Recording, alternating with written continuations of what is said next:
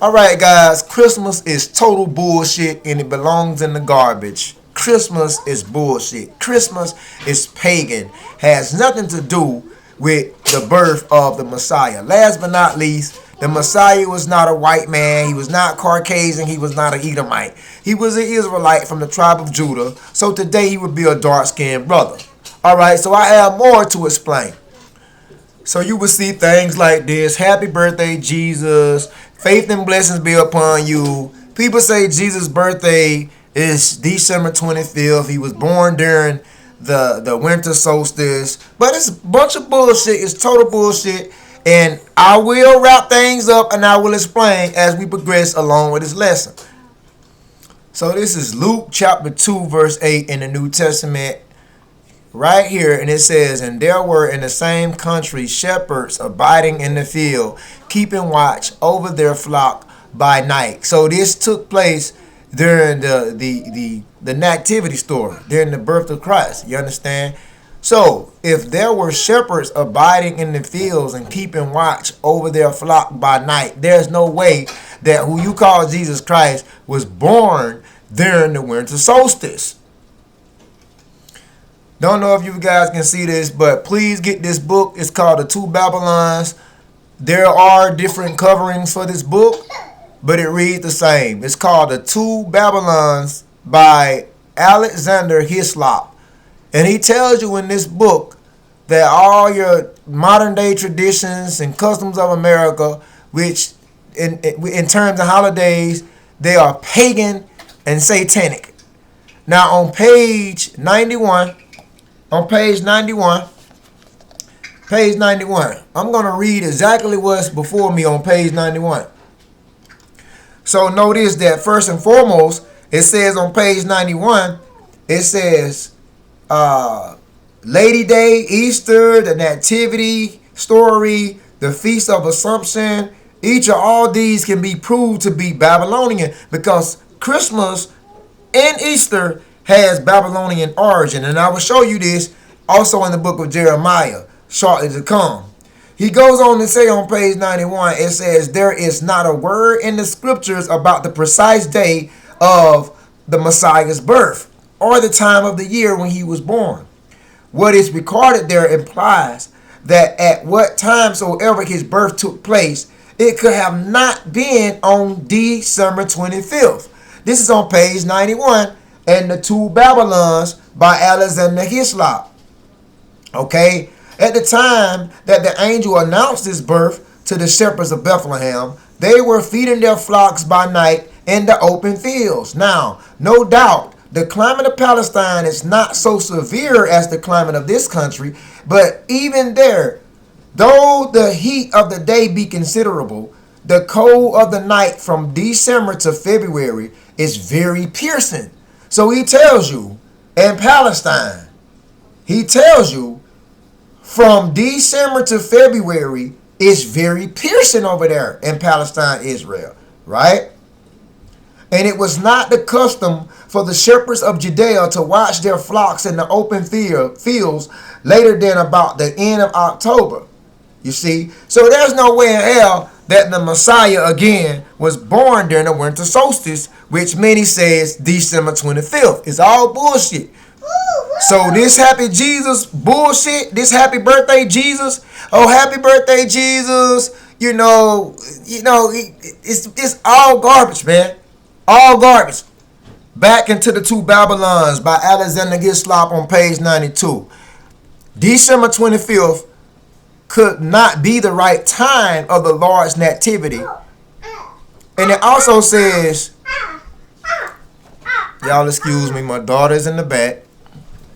It also says, therefore, Christ could not be born in the depth of winter again.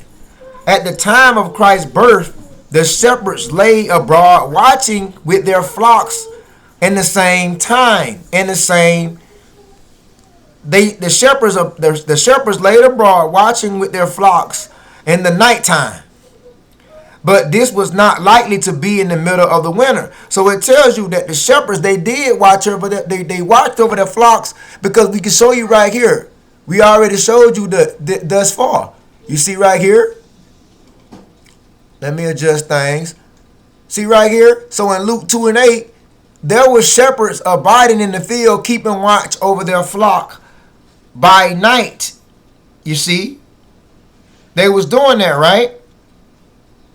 Watching their flocks at nighttime. But this was not likely to be in the middle of winter. This is what page 92 says in the two Babylons. This was not likely to be in the middle of winter. And if any shall think that the winter wind was not so extreme in these parts, let him remember the words of Christ in the gospel. Remember when he said, pray that your flight be not during the winter? Let me get you that, guys. Matthew 24 and 15. Watch this. When you therefore shall see the abomination of desolation spoken of by Daniel the prophet, stand in a holy place. Whosoever read it, let him understand. The understanding means comprehension, right? Matthew 24 and 16. Then let them which be in Judea flee into the mountains. Let him which is on the housetop come not down to take anything out of his house. Neither let him which is in the field return back to his clothes. And woe unto them that are with child, and to them that give suck in those days. Because Christ was telling the Israelites, the Jews, that something bad was going to happen, man. You know what I'm saying? The Roman government was going to subjugate Jerusalem and take it over. So he was saying, if you are in Jerusalem, you know what I'm saying, get the hell out of here. And if you're not in here, don't think about coming in here, because these times going to take place. This is the prophecy Christ was giving. But I want you to listen to this from Matthew 24 and 20. But pray that your flight be not in the winter, neither on the seventh day. So he was saying basically, you know, get the hell up out of here, because the Roman government, the Edomites, Romans, they plotting on subjugating Jerusalem and killing a lot of Jews. You know what I'm saying? They plotting on doing this. See, this prophecy took place after the death of Christ. But he prophesied it. He said, look, man. So he gave a disclaimer and he said, man, y'all need to get the hell up out of here, man. You know what I'm saying? He said, but to those, you know, in the midst of you getting up out of here, in your flight, when you getting up out of here, pray that your flight be not in winter, neither on the seventh day. So if any should think that the winter time was not piercing cold, it was cold, man. It was cold. We have also 3 accounts right here. Matthew 24 and 20. Pray that your flight be not in the winter. Mark 13, 18. Pray ye that your flight be not in the winter. And John 10, 22. You know what I'm saying? And this is what we really supposed to be keeping, the Feast of Dedication. But I'm getting ahead of myself right now. That falls during the winter solstice. That's the feast day that falls during the winter solstice, the Feast of Dedication. That's what we really supposed to keep, which is known as Hanukkah, not pagan Christmas. But as you can see, Matthew 24 and 20, Mark 13, 18, it says, pray that your flight be not in the winter. Now, why would Christ tell the Israelites that in the midst of them fleeing from Jerusalem? Because during the winter solstice, it was very piercing in Jerusalem. These are different images concerning the winter solstice in Jerusalem during the time of the winter solstice. So, like I said, if any should think that it's not so cold during the winter solstice in Jerusalem, think again. These are just illustrations and pictures of the winter solstice in Jerusalem and Israel. I mean, you can look up more images concerning your free time, but if you thinking that it's not piercing during the winter solstice in Jerusalem, think again, because it is.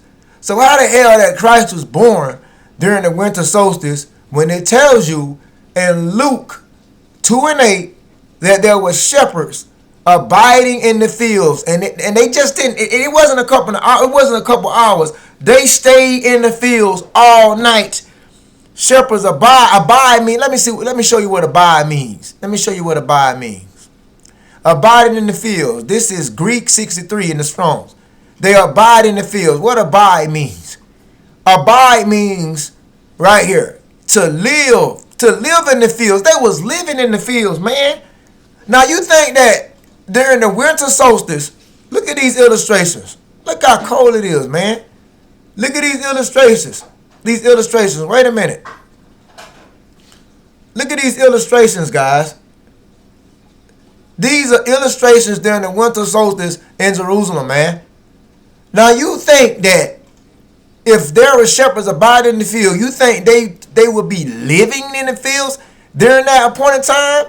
Abide means to live in the fields, be under the open sky, even at night. So to live in the fields, to live in the fields. There were shepherds living in the fields during the nativity of Christ, during the birth of Christ. That's a red flag that lets you see that this Jesus Christ born on December 25th is total bullshit.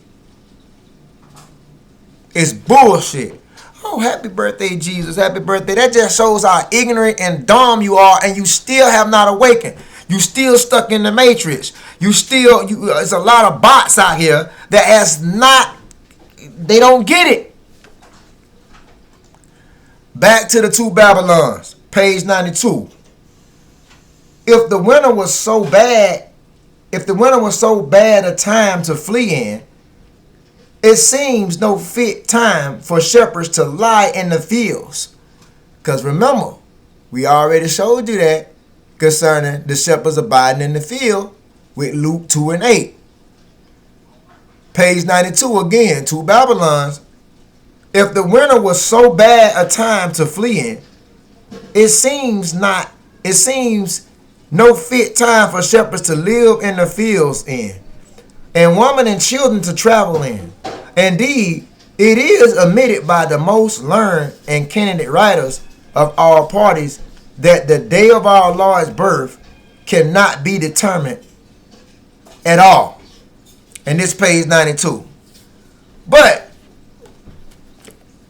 I'm going to basically show and explain to you exactly when is the Messiah, Yahushua, the Lord's birth. This is Luke 2 and 41. Now his parents went to Jerusalem every year at the feast of the Passover. And you want to keep this in mind, because the Passover is a holy commemoration. It's a feast day that was basically given to the Israelite nation. So we don't celebrate Easter.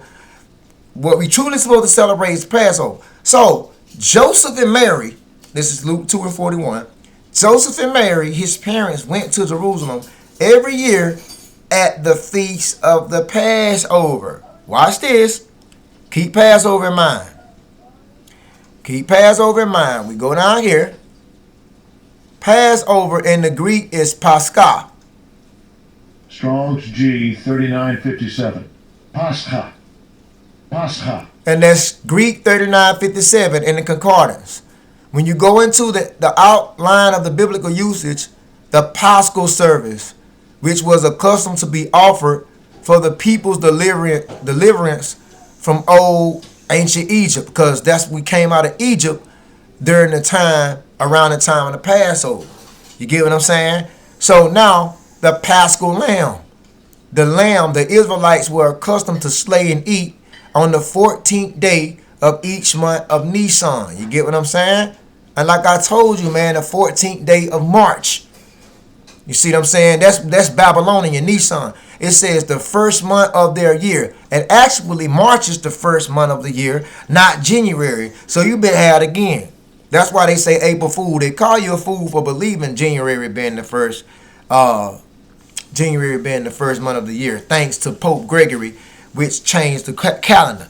See what I'm saying? But technically, March is the first month of the year, so that's New Year's. You understand? And that's around the time that Israel came out of Egypt, concerning their Independence Day.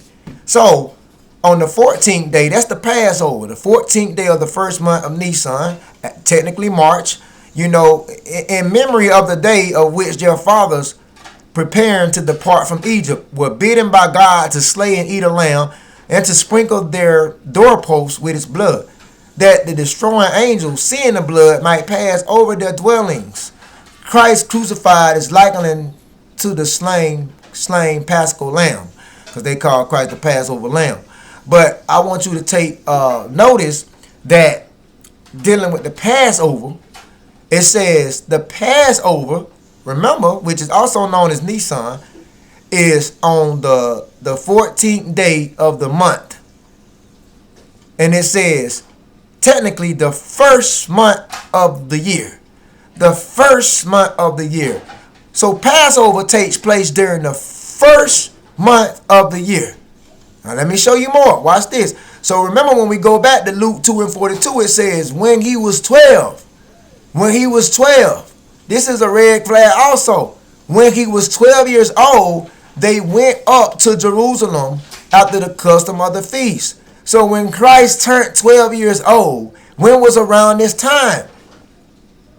When was around this time? Luke 2 and 41. Now his parents went to Jerusalem every year at the feast of the Passover. So when Christ was 12 years old, when was this time? It was during the Passover. When is Passover? Passover is the first month of the year, which is technically March. I'm going to show you this.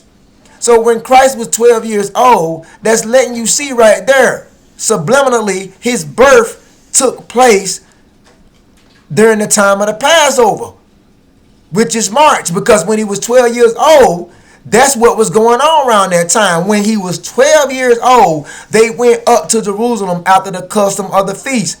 What feast? What custom? The Passover. So Christ turned 12 years old during the time of the Passover, not the Feast of Dedication, because the Feast of Dedication is during the winter solstice. So it's letting you know, man, that's when shepherds was abiding in the field. That's when they was in the field all night. You get what I'm saying? Read between the lines. This is Deuteronomy 16 verse 1. This is what Moses tells the Israelite nation. He says, observe the month of Abib and keep the Passover unto the Lord your God. For in the month of Abib, the Lord your God brought you forth from out of Egypt by night. So during the month of Abib, he says, keep the Passover. During the month of Abib, he says, our God, the God of Abraham, Isaac, and Jacob, the God of blacks, Hispanics, and Native Americans, our God, our God, during the month of Abib, he did what? Brought us forth out of Egypt by night. So when is the month of Abib? Because he tells us to keep the Passover during that time. Let's go into the tools. The month of Abib. Let's go down to Abib. Watch this. Hebrews 24. Strong's H24. Aviv. So that's H24, Aviv. Hebrew, because the Old Testament was written in Hebrew. H24, Aviv. Fresh, young barley, ears barley. Watch this. Aviv. When is Aviv? Month of ear forming. Dealing with the corn. The greening of crops. Dealing with everything blooming and being revitalized. You know what I'm saying? It says of growing green Abib, the month of Exodus and Passover. Now, when it's Abib, it says, watch this. It says early March and late April. See that? Abib, however you may say it, is March, early March, or sometimes late April, according to the cycles of the moon. So we can see right there, Abib is early March and sometimes late April. Abib is early March and sometimes late April. So when we go back to Deuteronomy 16 and 1, he said, observe the month of March. Observe the month of March and keep the Passover unto the Lord thy God. For in the month of March, the Lord brought you forth out of Egypt by night during the month of March. So when we dealing with the Passover, he says, observe the Passover. But when is the Passover? During the month of March, during the month of Abib. This is the Passover. You see that? So the reason why I said that to say this, when you go back to Luke 2 and 42, this is a red flag. And when he was 12 years old, they went up to Jerusalem after the custom of the feast. What is the custom of the feast? Luke 2 and 41. Now his parents went to Jerusalem every year at the feast of the Passover. When is the Passover? We already showed you. Early March, sometime late April. So the Passover, his parents, it says every year, his parents went to Jerusalem every year at the feast of the Passover. So guess what? Joseph and Mary was going to Jerusalem every year around the time of March, no later than April. And that's when he turned 12 years old. That's when he turned 12. They went up to Jerusalem. During March, they went up to Jerusalem. During the spring equinox, they went up to Jerusalem. That's when the custom of the feast take place. During the spring equinox. Watch this. This is Leviticus 23 and 4. These are the feasts of the Lord, even holy convocations, which you shall proclaim in their season. So this is dealing with the feast days that was given to the nation of Israel in Leviticus the 23rd chapter. Now watch, Leviticus 23 and 5. In the 14th day of the first month. What is the first month? Abib. We already showed you. We said observe the month of Abib. In the 14th day of the month of March. In the 14th day of the month of March. That's the first month, not January. You've been duped, you've been deceived, you've been had. During the 14th day of the month of Abib, then the 14th day of March, at even, what does that mean? At even, that's basically after sundown. At even is the Lord's Passover. Also dealing with the Feast of Unleavened Bread, which lasts for 7 days. So during the 14th day of the first month, it's Passover. And then on the 15th day, then you have the Feast of Unleavened Bread. See what I'm saying? Which lasts for 7 days, where we are not to eat anything unleavened.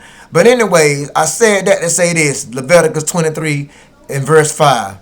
The 14th day, the first month, at even at the Lord's Passover. The first month right here is the Passover, the first month. So as an Israelite, if you don't know when the Passover kicks in, the Passover kicks in around the time of what? Concerning Leviticus 23 and 5. It kicks in around the time of the first month. But you got to know when the first month is. That's why I showed you in Deuteronomy 16 and 1 when he said observe the month of Abib. Observe the month of Abib. Abib is early March to late April, sometimes according to the cycle of the moon. So that's why I showed you that. Because that's an eye-opener there. That's an eye-opener there, man. When his parents went to Jerusalem every year at the feast of the Passover. That was March. And that's when Christ turned 12 years old. He didn't turn no 12 years old during the winter solstice. But he did turn 12 years old during the spring equinox. So what that tells you? What that tells you? Come on, man. What that tells you? Really, was Christ born during, was he born during the winter? Ask yourself, was he born during the time of the winter? We already showed you, man. I showed you irrefutable evidence. You still want to fight? You still want to battle with me? We can battle. You still want to box with me? You still want to hold on to this bullshit? I'm finna destroy all of it. So ask yourself, was he born during the winter solstice or the spring equinox? He could have not been born during the winter solstice. Facts. Now, if you still don't believe me, I'm finna bring it home with this.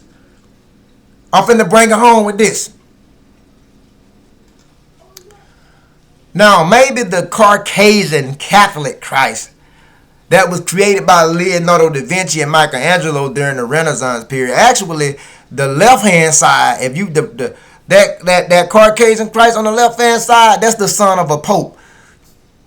That's actually Rodrigo Borgia's son, Cesare Borgia, that was put up by Michelangelo and Leonardo da Vinci as Renaissance artists. They put the Pope's son up as the new imagery of Christ during the Renaissance period, like around what was this, like 1400s. You understand? That's not the real, true biblical description concerning Christ. Now, the true biblical description of Christ is on the right-hand side. So, again, maybe the left side, the Caucasian, European, Edomite Jesus, maybe he was born December 25th, but not the right-hand side, which is Yahweh Shai, HaMashiach. Yahweh Shai, man, the true black Messiah. Yahweh Shai. The true black Messiah was not born on December 25th. He was born during the spring equinox, around the time of the Passover. So, like I said, to each his own. If you want to believe that Jesus Christ was born on December 25th, then if there are two Jesus now, two Jesus in the earth. One was created by the Catholic Church, which is on the left-hand side.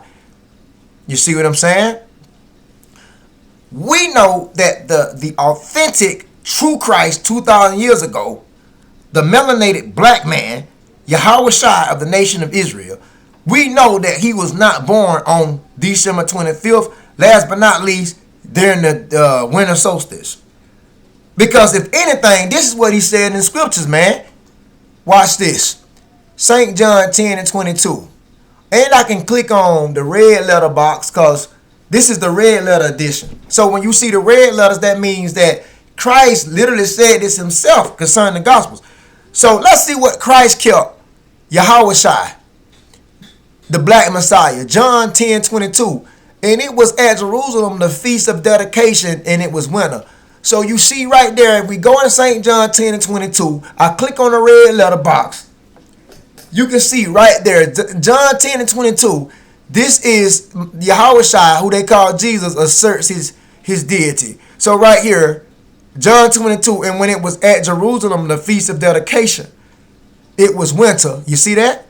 So the feast of dedication falls during the winter solstice. The feast of dedication. The feast of dedication falls during the winter solstice. We don't supposed to be keeping the Christmas. It says when it was at Jerusalem the feast of dedication, and it was winter. That's what we're supposed to be keeping. If you want to keep anything during the winter solstice, you're supposed to keep feast of dedication, not Christmas, because Christ kept feast of dedication. See what I'm saying? And St. John 10 and 22. 10 and 22. And Yahweh Shai, who they call Jesus, he walked into the temple in Solomon's porch. So when did he walk into the temple of Solomon's porch? During the time of what? When it was winter. What was going on during the winter? During the winter solstice, the feast of dedication was going on, and very little you know about that, man. You want to learn more about the feast of dedication? Get you Apocrypha and read First and Second Maccabees, because they tell you what the feast of dedication is all about. When the Greeks had subjugated the Jews, and the Jews basically, concerning Mattathias and his 5 sons, Judas Maccabees and his brothers, you know what they did? They revolted against the Greeks, and ultimately they end up retrieving the temple, and they rededicated the temple to the Lord. You know what I'm saying? I think this thing goes on for 8 days. This is the Feast of Dedication that is a custom of the Jews that we supposed to keep. But however, we never kept Christmas, man. We never kept Christmas. So if Christ celebrated anything, he didn't celebrate Christmas. A lot of people say, well, of course he didn't, because it wasn't around the time, because they say that Christmas came out of Christ.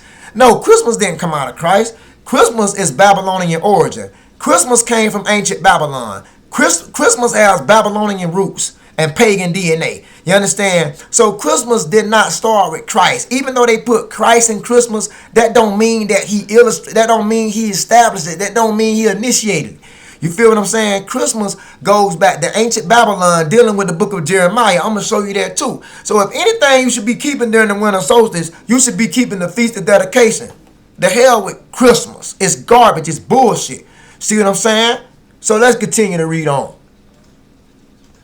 Now watch this. Now, like I was telling you, and also the two Babylons tells you that Christmas and Easter, all these things, they basically stemmed out of Babylonian pagan practices. They go back to ancient Babylon. Now, when you're dealing with the book of Jeremiah, let me put this out here. When you're dealing with the book of Jeremiah, Jeremiah takes place during the Babylonian captivity. Now, how many years the Israelites was subjugated to the Babylonians? 70 years, man. I'm going to show you this. Watch this. This is the book of Jeremiah when the Israelites were slaves in Babylon, right? Jeremiah 25 and 11. This whole land shall be a desolation and astonishment, and these nations shall serve the king of Babylon 70 years. That's how long the Jews,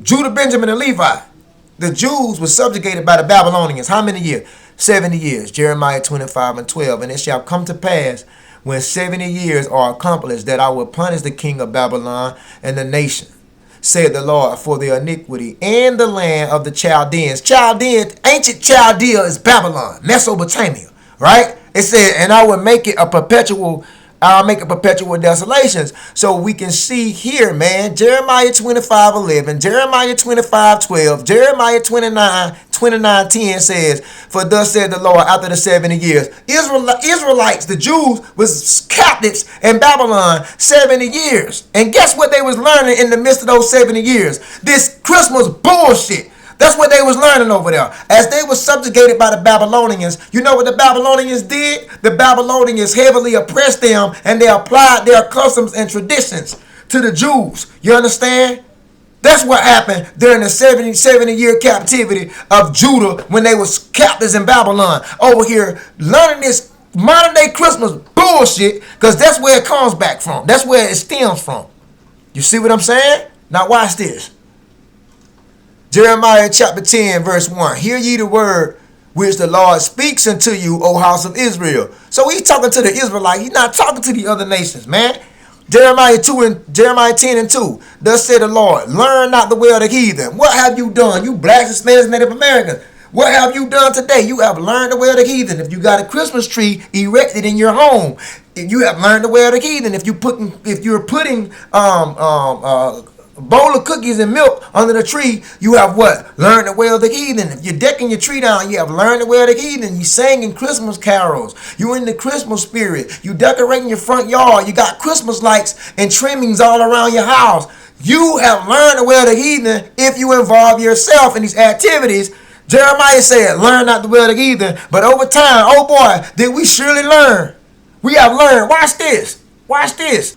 Look at all these illustrations. He said, learn not the way of the heathen. What we don't win and did. Look at that. These are people. These are Israelites, man. Look at here. We surely have learned the way of the heathen. Wow. They condition us, man. We have truly learned the way of the heathen. These are a bunch of Edomites right here, man, making mockery of our people. You understand? But as you can see, we have truly learned the ways of the heathen, man. We have truly learned the ways of these heathens, man. They truly did a number on us. We truly have learned the way of the heathens. The people that are not God's chosen, the people that are not God's elect. We have learned the ways of the heathen. Jeremiah 10:2 said we shouldn't have done that. Now, this is why they consistently bombard you and they perpetuate continuously again and again and again and again. They are relentless when it comes down to these federal holidays. Why is it every year that they bombard us with federal holidays? It's like they don't stop. It's like 2023 holidays, 2024 holidays, 2025 holidays, 2026 holidays, ever since I was knee high, man, they have not stopped with this holiday shit. So what does that tell you? It's a plot and a scheme, it's a plan to condition you over the period of time. Watch this. This is a quote by Joseph Goebbels. He said, if you tell a lie big enough and keep repeating it, people will eventually come to believe it. Again, if you consistently tell a lie and you keep repeating it consistently, people will what? Eventually come to believe it. And that's what happened over the time concerning these federal holidays, these pagan holidays, such as Christmas, Easter, Valentine's Day, Halloween, all this other bullshit. Jeremiah 10:2 says, learn not the way of the heathen, be not dismayed at the signs of heaven, for the heathen are dismayed at them. Jeremiah 10:3, for the customs of the people are in vain. See what I'm saying? The people of the Babylonians, because what they was doing was in vain. See what I'm saying? For one cutteth a tree, and also not only Babylonians, you Israelites that have conditioned yourself to follow this custom, setting up the Christmas tree and shit, and all these Christmas ornaments and these trimmings and lights and all this garland and shit. All this is in vain. For one cuts a tree out of the forest, you know, the work of the hand, the work of the hands are the workmen with the axe. So you go into the forest, You select what type of evergreen you would like, and then you apply the axe to it. You lay the axe, with the hands of the workman with the axe. You cut it down, basically, Jeremiah 10:4. They deck it with silver and gold because there's no other tree out of all species of trees that you're decking down with silver and gold. Now, however, it did start back in ancient Babylon. Since Christmas came out of ancient Babylon, it started with the palm date. As you can see here, it started with the palm date because ancient Babylon had a various palm trees, had lots of palm trees, an abundance of palm trees. So yeah, back in ancient Babylon, they were decking, the palm tree was decked down before the fir tree and the evergreen tree today. But back in Babylon, that's what they did, because it was little evergreen trees back in Babylon. I'm talking about as far as like the fir tree and the pine tree. But Babylon had many palm dates. You get what I'm saying? Palm trees. So yeah, I mean, they deck it with silver and gold. It started with the palm tree, and then it went from the palm tree to the Roman fir tree. I believe in ancient Rome it was the fir tree, and then in modern day Babylon, which is America, is known as the evergreen. Yeah. So I believe. Also, this is on page 97 in the Two Babylons, page 97. So here it is. The Christmas tree was not so common among us. Let me go back. The Christmas tree was not so common among us, was equally common in pagan Rome and pagan Egypt. In Egypt, the tree was a palm tree, right here. So Egypt and Babylon, it was a palm tree that they decked with silver and gold. In ancient Rome, it was the fir tree that they decked with silver and gold. And the palm tree, denoting the pagan Messiah as Baal Tamar, the fir referred to him as Baal Berith. And, basically, so it went from Egypt being the palm tree, ancient Babylon being the palm tree, ancient Rome being the fir tree, to modern day America being the evergreen. What you call it? The evergreen. Let me show you. Let me show you guys. Right here is the evergreen. See what I'm saying? It didn't always look like that. When they say they deck it with silver and gold, and Jeremiah here, when they say they deck it with silver and gold, it was not always. It didn't start with this evergreen in the beginning, like, you know what I'm saying. It started with the palm date. Then it eventually came to this. Because America is nothing but Babylon all over again, just in a different form. You see what I'm saying? So they deck it with silver and gold. They fasten it with nails and with hammers that it move not. That's the Christmas tree stand. You know what I'm saying? Like that's the stand you get it to so it won't tilt over. And then it said they are upright as the palm. So it's letting you know right there what it started with. It started, like I told you, it didn't start with that, but it made it to that in America, but it started right here with the palm. Say they are upright as the palm, but speak not. See, these trees cannot speak. It was a bunch of bullshit and a bunch of mythological tales going around during the time of ancient Babylon that the spirit of Nimrod had possessed these palm trees. You understand? That's what they was told. So the palm tree, they can't speak. They must needs be born, meaning they cannot walk. They have to be carried because they cannot go. Be not afraid of them, because the Israelites were believing in this bullshit back then that the spirit of Nimrod possessed these trees. And if you didn't pay homage to them, they will fall over on you and kill you. You understand? And that's why I said be not afraid of them, because they actually was pushing that shit back then at the time of ancient Babylon, that if you didn't praise and worship these palm date trees, which they claimed that the spirit of Nimrod had inhabited the tree, and if you didn't give homage and worship to the tree would fall over and kill you. It would be you know what I'm saying? I know it's stupid, man, but this is what was actually told back then. And that's why you would have, I'm going to type in gifts on the Christmas tree. Watch this. Gifts on the Christmas tree. So you see right here, these gifts, that's where they come from. the gifts under the tree, in order to keep the tree appeased, in order to keep the tree satisfied and happy, you had to present gifts before the tree. And if you didn't present gifts for the tree, they said the trees would fall over upon you and kill you.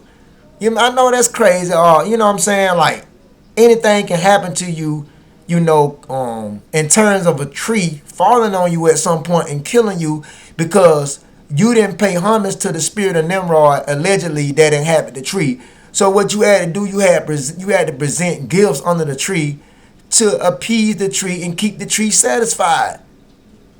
You understand? Sort of like Halloween, man. When they say trick or treat, it's kind of like Halloween. It's kind of like Halloween because trick or treat came from you tricking the spirits or you treating the spirits. Because like Halloween is basically in the honor of Samhain, which is the deity of the dead, the god of the dead. It was in honor to Samhain, and on Halloween day, it was told that it was spirits that would rise from the grave, rise from the dead, to reclaim their former residence, the former places where they once lived. They would try to reclaim those places that was being inhabited by residents at that time. And so these spirits would try to return to their homes. And what you had to do, you can trick the spirits or you can treat the spirits. You can trick the spirits by masquerading as them, like dressing up, painting your face with soot, altering your image. Try to trick the spirits by masquerading to look like one of them. Or you can treat the spirits by giving the spirits candy, figs, nuts, fruits, or whatever you had to offer. You can try to treat the spirits and appease the spirits to prevent them from killing you. Like, you had to trick the spirits or you had to treat the spirits. You know what I'm saying? If you trick the spirits, you know what I'm saying, you masqueraded as them and you pulled it off, you can fit in with them and they won't be able to notify you not killing you. Or you can treat the spirits once again. That's why when them kids come to the door and shit, they say trick or treat, they knock on your door, you give the kids candy. You might not even be aware of this, but you're giving the kids candy. The reason why you're giving the kids candy, because the kids themselves, they are acting as an evil spirit that comes to kill you. So in order to appease the spirit to prevent it from killing you, you have to treat the spirit by giving it treats, candies, and stuff like that. So when you give candy to these kids, you are actually treating the spirits to appease the spirits from killing you. That's the same damn thing that was going on, man. That's the same damn thing that was going on with this Christmas ordeal. You feel me? Treating the tree, appeasing the tree to prevent the tree from falling over and killing you, man. That's why I said that, be not afraid of them in Jeremiah 10:5. For they cannot do evil. The tree cannot do evil. But it was told to the Israelites during that time that they could. Neither also is it in them to do good. You see what I'm saying? So yes, the Bible speaks about you setting up the Christmas tree. The Bible speaks about pagan Christmas and tell you not to learn the ways of the heathen. It tells you Israelites, blacks, Hispanics, and Native Americans, all these customs and bullshit that these people are doing are in vain when they go into the forest and cut the tree with the axe and they bring it into their house and they deck it with silver and gold. Also, I want to show you this. This is Deuteronomy chapter 7, verse 26. Neither shall you bring any abomination into your house, lest thou be a cursed thing like it. See that? But thou shalt utterly detest it, and thou shalt utterly abhor it, for it is cursed. It is a cursed thing. So when he says, neither shalt thou bring an abomination into thy house, that's the Christmas tree, man. Because when you bring that into your house, it says, at least thou be a cursed thing. You bringing something, you're going to curse your whole abiding place, man. When you bring it into your house, you curse your residence. But thou shalt utterly detest it. Man, throw that fucking tree out the window, man. Throw that shit in the garbage, man. Take that big ass Christmas tree in your backyard and burn that shit up, man. See that? People bring this accursed thing into their house. That's your Deuteronomy 7:26. You shall utterly detest it. Thou shalt utterly abhor it, for it is a cursed thing. So burn that shit up, man. Yeah, man, burn that shit up, man.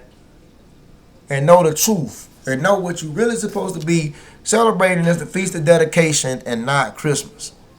Burn that shit up, man. So Christmas is all about Nimrod. Nimrod being the first monarch, you know what I'm saying, of ancient Mesopotamia. You can read about this, I believe, in the book of Genesis chapter 10. Matter of fact, let me go to that. I don't want to leave you in the dark. Genesis chapter 10. That's what Christmas is all about. Nimrod resurrected in the form of a damn tree. All right. If it ain't about Nimrod, it's about his son Tammuz. So this is Genesis chapter 10. And when you go to Genesis chapter 10, verse 10 and 8, and Cush begat Nimrod. He began to be a mighty one in the earth. See that? So Christmas is all about Nimrod, which was begat by Cush. Cush, he's the progenitor, the forefather of the Ethiopians. So the Ethiopians are Babylonians. So Nimrod being a Babylonian, he was a Cushite, an Ethiopian. And Cush begat Nimrod. He began to be a mighty one in the earth. He began to be a mighty one in the earth. And that's true because he's a mighty one in the earth today because he's greatly esteemed. He's highly appraised year after year. Nimrod is modern day Christmas tree, a.k.a. Santa Claus today. All that shit is in the honor of Nimrod. He's a mighty one in the earth till to this day because they will not stop giving their energy and their frequency and vibration to this pagan event. Genesis 10 and 9. He was mighty. He was a mighty hunter before the Lord. See, he was a mighty hunter back in times of antiquity. See what I'm saying? Because he hunted the souls of man, just like he doing today in the form of Christmas. He was a mighty hunter before the Lord. Wherefore it is said, even as Nimrod, the mighty hunter before the Lord. You see what I'm saying? And in the kingdom of Nimrod, Nimrod's kingdom, his kingdom was Babel. Now Babel comes from Babylon. Babylon comes from Babel. So Nimrod, he built Babylon, Erech, Akkad, and Canal in the land of Shinar. That's Babylon. So that was the beginning of his kingdom. This is talking about Nimrod in Genesis chapter 10, beginning in verse 8. Nimrod, which Cush begat, being a mighty one in the earth. This is again what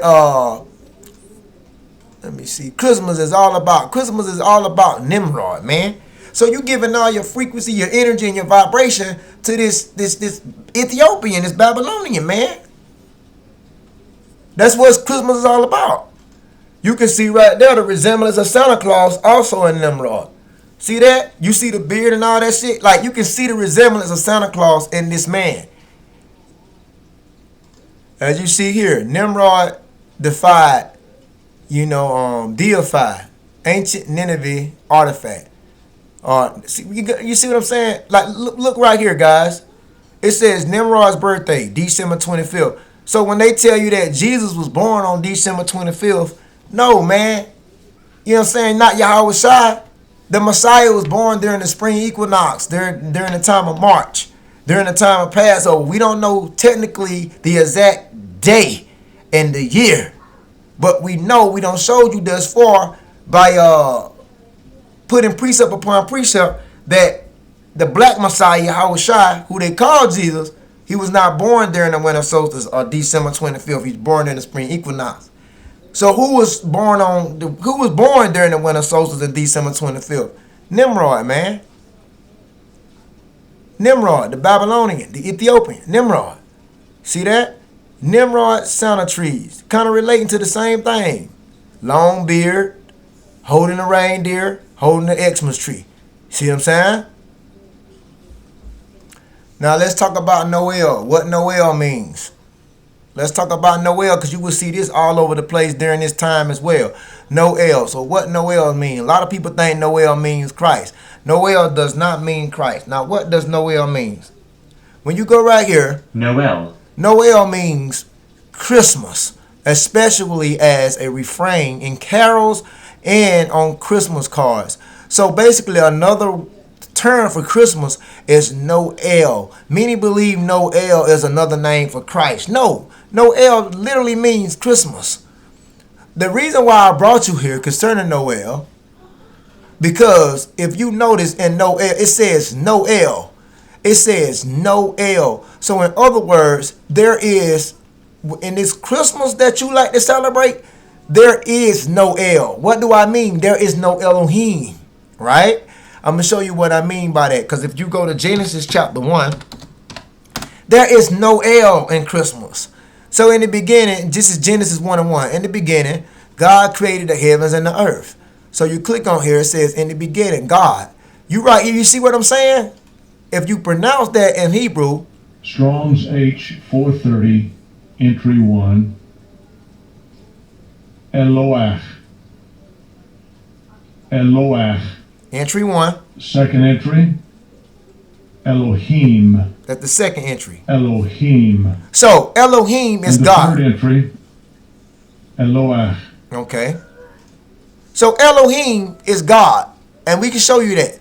So that's why in the beginning it said God created the heaven and the earth. But God is Elohim. You see what I'm saying? Which is more than one. Basically the gods. Basically, Elohim means gods. Now, how would you say that for short? You would say El. As you can see that, you could say El. So God being Elohim is short for El. That's why I said there is no El in Christmas, because there is no God in Christmas. So when you see this shit all over people's yards and in the backyards and in the parades and they say Noel, this is another term for Christmas, but within the word, they telling you subliminally within the word there is no El, there is no Elohim, because he don't have shit. Because the gods, they don't have shit to do with this pagan event. So thus there is no El in Christmas. No Elohim, because God don't have shit to do with that. You get what I'm saying? Now, this is Proverbs 14:12. There is a way which seem right unto a man, but the end thereof are the ways of death. Proverbs 14:12. There is a way which seem right unto a man. What seem right to a man? What seem right to us? This Christmas shit, right? That's what seems right to us. You see what I'm saying? That's what seems right to us. You know, go back a little bit. Keep going. Keep going. Wait a minute. Okay. That's what seems right to us. Proverbs 14:12. There's a way which seems right to a man, but the end thereof are the ways of death. Because in the end, it's destruction. But it seems right. But just because it seems right, that doesn't mean it's right. You know what I'm saying? This is Proverbs 3:31. Envy not thy oppressor and choose none of his ways. The oppressors are the other nations. You know what I'm saying? You being an Israelite, blacks, Hispanics, Native Americans, you are the Israelites. You're not supposed to envy the oppressor. Those are other nations. And choose none of their ways. All their ways are pagan, man. But we supposed, if we gonna choose a way, it's supposed to be the law, statutes, and commandments. It don't supposed to be the ways of the oppressor. You get what I'm saying? Here's Isaiah 14:8. Yeah, the fir trees rejoice at thee. Basically, because when these elites fall, these Edomites that's running this world, it said even the fir trees gonna rejoice. You know what I'm saying? Because Isaiah 14 talks about the fall of these elites. You understand? And the whole earth is gonna be at rest, and it's gonna be quiet. You see what I'm saying? After this devil has been removed from his position of power, man. You know what I'm saying? The king of Babylon. The king of Babylon today is the elites that run this whole system. How have the oppressor ceased? This is futuristic prophecy. Isaiah 14. It ain't happened yet, but it will. And when it happens, it says that the Lord, he would be, the staff of the wicked will be broken, and the scepter of the rulers. That's these elites. These elites eventually, they going down. And when they go down, you know what I'm saying, the same people like these elites who smoke the people in wrath and continuous stroke, they continue to strike us with these lies. They fucking us up bad over here. They smoke the people in wrath, continuous stroke.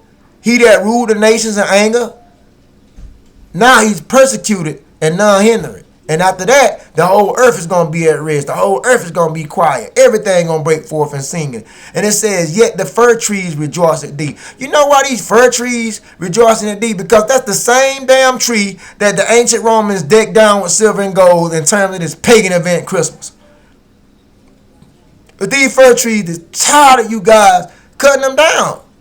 You can see right here what a fir tree, right there, 1265 in the Hebrew. These cypress, fir trees, juniper, pine trees. You see that? These are pine trees, man. Like a cypress tree. You get what I'm saying? A fir tree, juniper, pine. All these in the same family, pine trees. And so to speak, after this devil has fallen, even the pine trees going to rejoice. Because you know why they can't rejoice right now? Because every year you're cutting them down and you decorating them with silver and gold. They going to rejoice at your falling. And the cedars of Lebanon, saying, since thou art laid down, no fella is come against us. Now, what is a fella? A fella is an axe cutter. A fella is a lumberjack.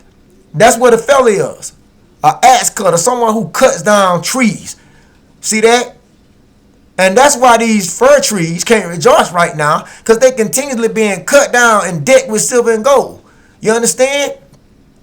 Like the trees ain't got vibrant energy. Like they look at a tree like a tree like it don't pertain life. You know what I'm saying? But it does. And after this devil has fallen, after the elites have fallen, these fir trees can rejoice at them. You understand? Because no fella, they can truly say at that time, no fellas come up against us. Cause man, come on, man. They cut down these fir trees yearly and decorate them with silver and gold. See what I'm saying? Watch this. You see? Fir trees. Now it says, what is a fella? Since thou laid down, no fella. See that? That's the Strong's number, Hebrews 37:72. What is a fella? To cut off, to cut down. To cut off a body part, to cut out, to eliminate, to kill, cut a covenant. Basically to cut, you know what I'm saying? To hew, to cut down, you know? So basically to cut down. That's an axe cutter, man. And then when this devil is out the way, you know what I'm saying? That's why Isaiah 14:8, they trees gonna rejoice and say, man, we ain't gotta worry about no lumberjack. We ain't gotta worry about these axe cutters, these people coming and cutting us down anymore and using us to decorate us in terms of pagan Christmas. See what I'm saying? This is Colossians 2:8. Beware lest any man spoil you through philosophy and vain deceit, after the tradition of man and after the rudiments of the world, and not after Christ, not after Messiah. Beware lest any man spoil you. We've been spoiled, man. We've been spoiled. That's called conditioning. We've been spoiled by these other nations because they've been pumping these federal holidays on us ever since we was children. So we've been spoiled by these other nations. We got to come out from among this spoiling process. You see what I'm saying? Come out from among this vain deceit, this tradition of man. You see what I'm saying? Psalm 64:5. This talking about the wicked. They encourage themselves in an evil matter. They commune of land snares privately.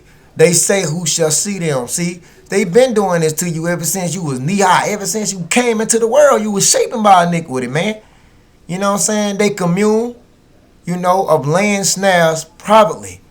We look at Hebrews 56:08. 56:08, Hebrew, privately. What does that mean? To count, recount, relate, to count things. To number, to take account. That's exactly what they're doing. They operate in a system of numerology. You know what I'm saying? That's how they operate. They do everything through a numeral system. You know what I'm saying? And so they lay snares privately. They lay snares privately. They say, who shall see them? They know all this shit that they've been pumping out to the masses is a bunch of garbage. But when we follow it, they sit back at these big-ass meetings around the table and they laugh at us. They laugh at us when we follow that. And they say, who shall see them? See that? Psalm 64, they search out iniquities, man. They accomplish a diligent search. Both the inward thought of every one of them and the heart is deep. They search out iniquities. They search out iniquities, man. But Psalm 64 and verse 7 says, but the Most High shall shoot at them with an arrow subtly, and shall they be wounded. That's talking about nuclear thermal destruction. Anytime you come across the word arrow in the Bible, that's always in terms, most likely that's talking about ICBM missile, intercontinental ballistic missile. That's gonna be their fate, man. And they underground bunkers ain't, you know what I'm saying, that ain't gonna be enough. You see what I'm saying? But anyways, this is in the Apocrypha. This is in the Apocrypha, the Wisdom of Solomon, chapter 14, verse 16, in the Apocrypha. Thus, in the process of time, an ungodly custom grew strong and was kept as a law. That's Christmas. Christmas is a federal holiday. That ungodly custom that grew strong and became a law is Christmas. It says engraving images was worship. That's your little Catholic images. Your little Catholic images is a white Jesus with the blonde hair, blue eyes, and red skins that's seen in your Christmas parades and the Christmas ornaments and decorations and things of that nature. Those are the graven images that was worshiped. And it says by the commandments of kings. So this ungodly custom right here concerning Wisdom of Solomon 14:16. This ungodly custom that grew strong was kept as a law. It became a federal celebration, man. And it's Christmas. If you don't know that. That's what it's talking about. Also, the Wisdom of Solomon 14 chapter speaks about how the Pope arranged, he made plans for his son to be set up as the new image of Jesus Christ. Cesare Borgia. You see what I'm saying? Yeah, so the Pope, Rodrigo Borgia, put his son up as Christ. Put Cesare Borgia up as Christ. And out of this image and shit came an ungodly custom. That's what it's basically saying. And it was kept as a law. That's Christmas. That's an ungodly custom, as we see. Daniel 7:25. This is talking about prophecy concerning Daniel. It's talking about the fourth beast. There was four beasts that Daniel saw. The fourth, that's concerning the fourth. So, all right, 10 horns, these are out of the king, 10 kings that shall arise. I'm not going to that. I know that, but I'm not going into that. It's not actually 10 horns, it's 10 kings. I already done a lesson on this, guys. Let's just go down to what I'm trying to explain. Daniel 7:25, he shall speak great words of the Most High, right? And shall wear out the saints of the Most High. We was wore out through slavery and servitude. He shall speak great words. That's the oppressor, man. You know what I'm saying? He shall speak great words of the Most High. That's oppressor. You know what I'm saying? Because he's talking about really like revive Rome. He shall wear out the saints. He did that shit through slavery. You know what I'm saying? He shall wear out the saints. Blacks, Hispanics, Native Americans, we are the saints. And think to change times and laws. And one of these through prophecy is talking about is Pope Gregory, man. Because Pope Gregory, that's why you have this thing called the Gregorian calendar. Because Pope Gregory changed the lunar calendar to the what you call that Pope Gregory changed the lunar calendar to the Gregorian calendar. The lunar calendar was regulated by the moon. The Gregorian calendar is regulated by the sun. So Pope Gregory changed times and laws, and they shall be given into his hand into a time and a dividing of time. So you had, a nation of people that changed times and laws. The reason why I said that also, when they changed times and laws, they changed laws. They changed it from the Feast of Dedication. It was never Christmas. It was the Feast of Dedication that the Jews celebrated. But over time, they changed it. They changed times and laws. Now you celebrate Christmas today. This is Amos 5:21. I despise your feast days. So the Most High not with this holiday shit. You understand? The God of Israel is not pleased with you blacks, Hispanics, and Native Americans indulging in these national federal holidays of the United States. He says, I despise your feast days, and I will not smell in your solemn assemblies. You see what I'm saying? Even though right here, the Most High was upset with his own people because they was sinning willfully, and then they was indulging in these feast days, and he said that I don't care how many feast days you uphold. He said I would not smell in your semblance. Even though the Most High was upset with his people, and it's talking about like also this is talking about how his people was doing these holy days and stuff like that, and their heart wasn't right. But it's twofold because I also talk about in terms of a feast day being a holiday, like Thanksgiving. You see what I'm saying? Feast on that day, Christmas, feast on that day, Easter, you feast on that day. So it's twofold. I despise your feast days. I would not smell in your soul and semblance. You see what I'm saying?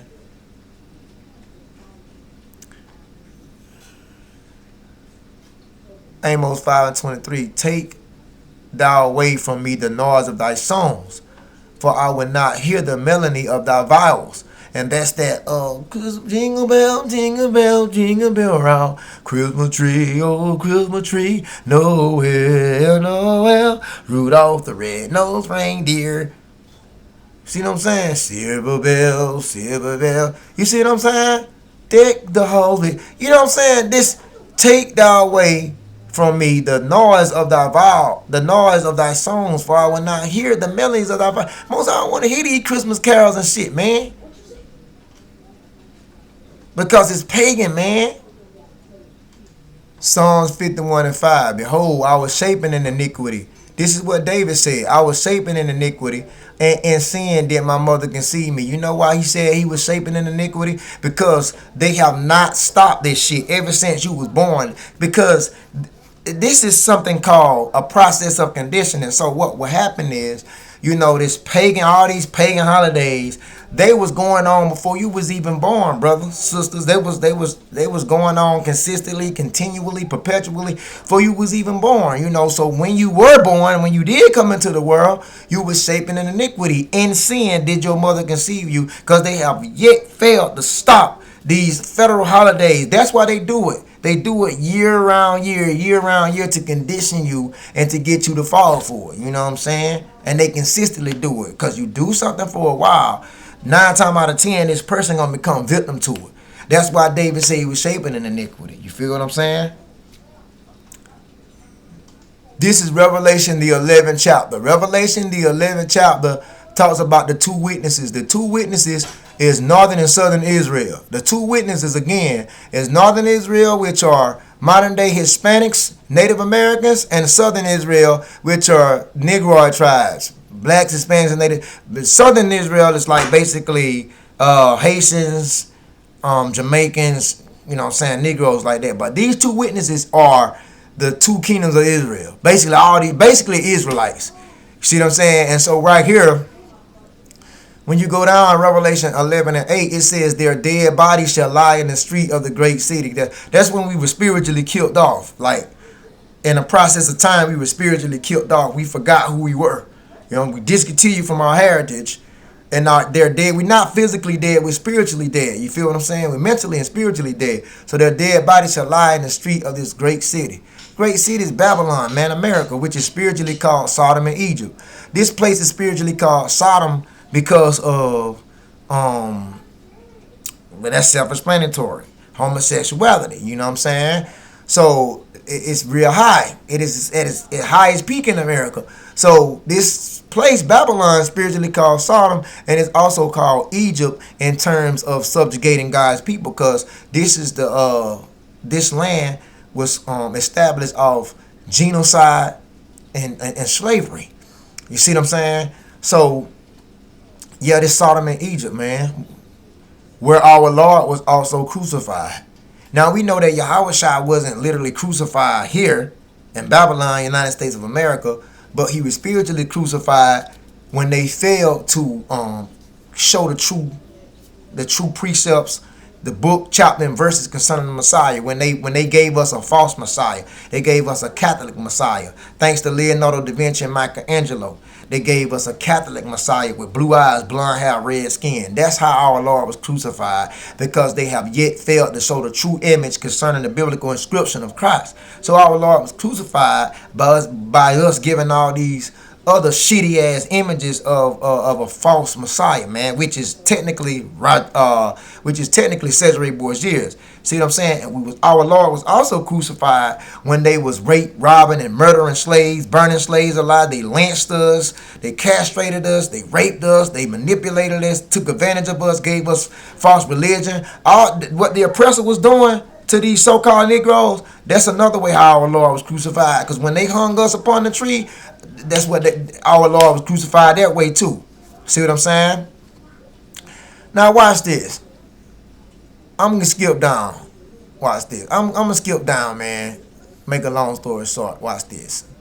Revelation. Well, I'll read Revelation 11 and 9. And they of the people in kindreds and tongues and nations shall see their dead bodies. These are the other nations that are not Israelites. People in they know who we are, but they ain't telling us. They shall see their dead bodies. You see what I'm saying? 3 days and a half, and shall not suffer their dead bodies to be put in graves. Because we ain't spiritually dead. We mentally and spiritually dead. And they know who the hell we are, but they fail not to tell us. But thanks to the Most High, He have put His Spirit on us and awakened us. In Revelation 11 and 10, and they that dwell upon the earth shall rejoice over them. See that? They rejoiced over us when we fell. When we discontinued from our heritage, these other nations was happy because we tormented these other nations, man, when we was in full power. So when we eventually discontinued from our heritage, forgot our God, lost our customs and traditions as a nation of Israel, they dwelled upon the earth and they rejoiced over us and they made merry. See what I'm saying? That's where that shit comes from when they talking about Merry Christmas. You see what I'm saying? They made merry over the Israelites. They made merry over us when we fell. They rejoiced. They was glad we fell as a nation, man. Because that made them number one when we fell. See, when we return back to the commandments and back to our God, that make us number one, and that makes them at the bottom of the totem pole. But through us breaking the laws, statutes, and commandments and forgetting our God, that made them number one. That's why they rejoice. That's why they made merry. What else did they do? And they shall send gifts one to another. See what I'm saying? That same shit they do on Christmas. They shall send gifts one to another. But these gifts were slaves. You see what I'm saying? Back in the day, they wasn't exchanging gifts. They was exchanging slaves. You understand? The oppressor exchanged slaves. They shall send gifts one to another. That was they were auctioning off slaves, little boys and girls, and exchanging them, sending gifts one to another, because these two prophets, these are the southern and northern kingdom of Israel, all together, blacks, Hispanics, and Native Americans, tormented them that dwell on the earth. They loved that shit when we failed. Man, when we failed, they loved that shit, man. You understand? When we fell as a nation, they love that shit, because when we was number one, we made them at the back of the line. We was number one. But when we fell and not keep the commandments, and when we stopped following our God, that made them number one and made us last. So they got above us. They made merry. They rejoiced, and they sent gifts one to another. These gifts were slaves. And also, when they killed the slave on the plantation, let me tell you something. When they killed the slave on the plantation, you know how you hang those little decoration ornaments from your Christmas tree? Those was actually slaves that was hanging from the oak trees during the time of chattel slavery. Them little ornaments and candy canes and shit that you hang from your tree. In reality, that was slaves being lynched and hung from the live oaks down in the southern areas. Upon the trees. So think about that. You get what I'm saying? This is Judith 5 and 20 in the Apocryphal books. Now therefore, my Lord and Governor, if there be any error against this people, and they sin against their God, let us consider that this shall be their destruction. It will be their ruin. And let us go up, and we shall overcome them. That's what the other nations said.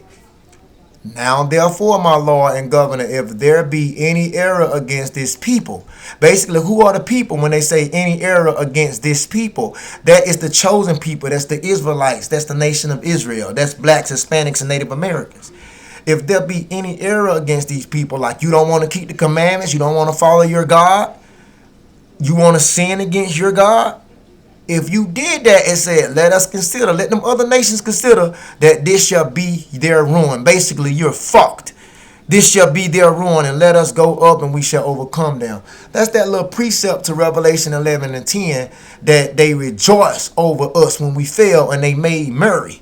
and they sent gifts one to another, which was these damn slaves. Same Israelite slaves that failed to keep the commandments. You was the gift that were being sent to one another, because these two prophets tormented us, tormented them that dwell on the earth, because we was number one. We kept the law, statutes, and commandments. They couldn't fuck with us. Now, I hope you guys got something out of this lesson. I'm bringing it to an end now. I could go into more detail, more book, more chapter, more verses of the Bible. I can show you many more references in other books. But like I said, I'll be here all day, man. Maybe you can check out some more Israelite videos and see that Christmas is pagan for yourself. You know, get on YouTube, man. Do your research. You know what I'm saying? Seeking you shall find. I think I've given you enough thus far. Could have gave you more, man. Could have gave you more, but take what you got for right now. Let that be enough. Let that suffice you in your spirit. You know what I'm saying? Until next lesson concerning solid foundation, Israelite Academy. I'll see you guys on the other side, man. Shalom.